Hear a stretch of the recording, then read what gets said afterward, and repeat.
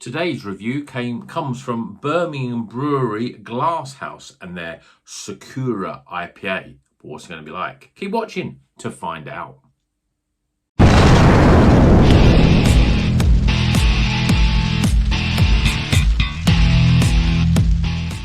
Welcome back to Rocker's Beer Review. Today we're going to Glasshouse, a brewery that, although I've had before, it's not a very common one for the channel. Not a very common one generally. I mean, I don't see much reviews for Glasshouse beers. This is Sakura. It's an IPA, 6.3%, and that's pretty much all I know about it. There's nothing on here about the hops. It says in terms of the ingredients, it's got the normal sort of, water, barley, wheat, oats, hops, all that sort of stuff, but it doesn't say what hops it is. So let's crack it open, get it in glass here, we can work out what hops are in it, and hopefully see if it's any good. Yeah, Glasshouse in Birmingham. Not many Birmingham breweries. You've got a big city like Birmingham, so a lot more sort of craft beer breweries, but I can't really think of many others that suddenly jump out from me, really. But let's see what the beer's like. Beer in a glass. Well, we've got quite an orange, quite dark sort of orange colour. It's hazy, but it's not sort of got that sort of real custardy sort of look to it. It's a bit lighter at the bottom there. Yeah, it looks all right. We've got 2 fingers of just off white, reasonably compacted head. Yeah, it looks okay. Let's see what the aroma's like. We're getting lots of orange, lots of sweet sort of satsuma sort of aroma. Passion fruit. There's a bit of grapefruit in there. There's an earthiness as well. I don't know, I'm thinking Simcoe could be in this. Amarillo maybe? Well, let's see what it tastes like. Cheers, everyone.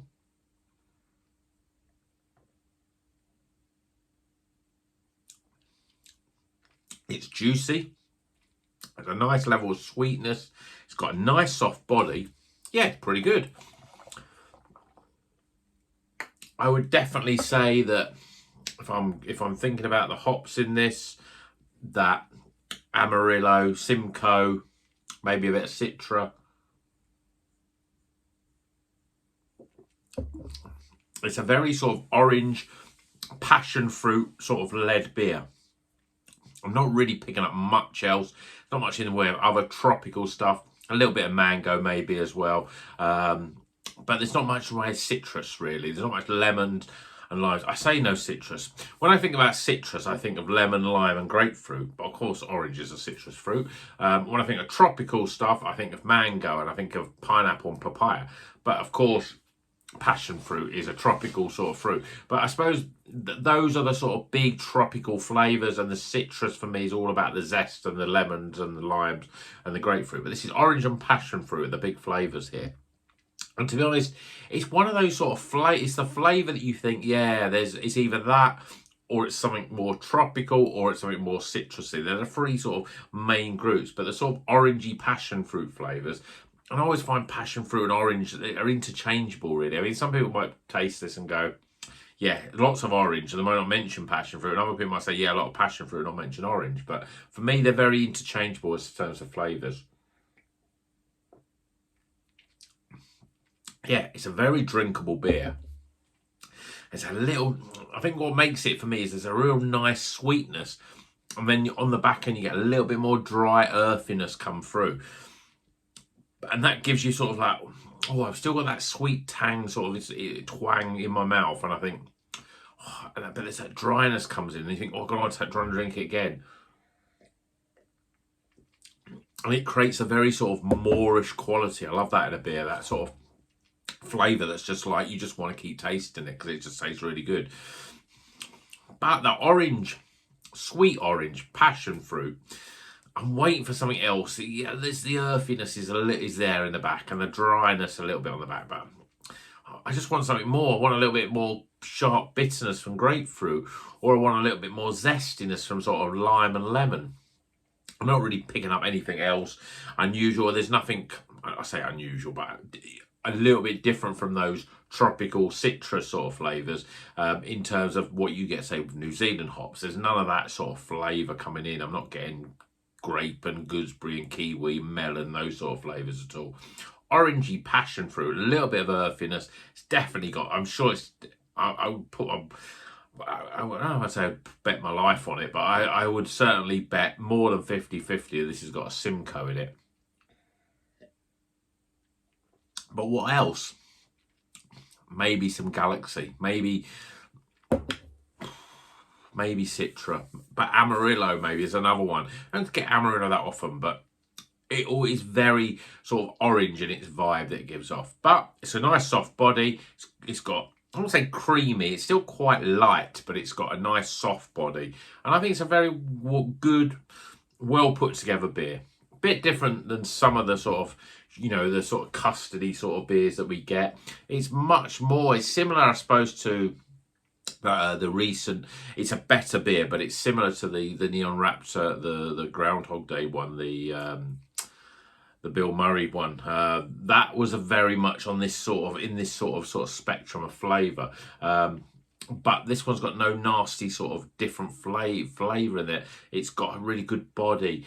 It's smoother, and it's just, you just know it's been put together in a much better way. It's a much more competent way, I suppose you could say. So Glasshouse, yeah, I mean, every time I think about them and I look at what other people say, they don't get many reviews. They're not a massive, I don't think they produce huge amounts, or just people just don't buy them, unless people in Birmingham do. But I think that I know that they're a very good brewery. They know what they're doing. I think they've been around a little while, so they make good craft beer. I've never had anything that's like really blown my mind.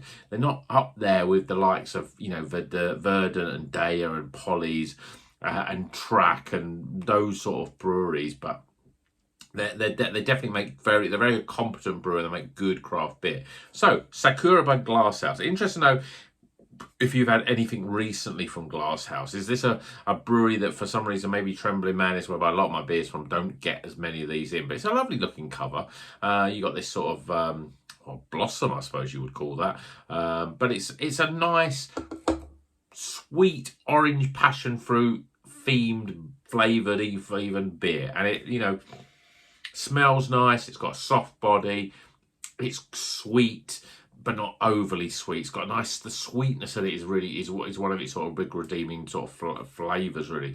Not all beers of this sort of ilk have that sweetness, but it just works really well with this one. It doesn't taste too artificial, but it's still got it's got that, gives you that moreish sort of quality that sometimes that sweetness of it in beers can give. So pretty good. Let's get some scores.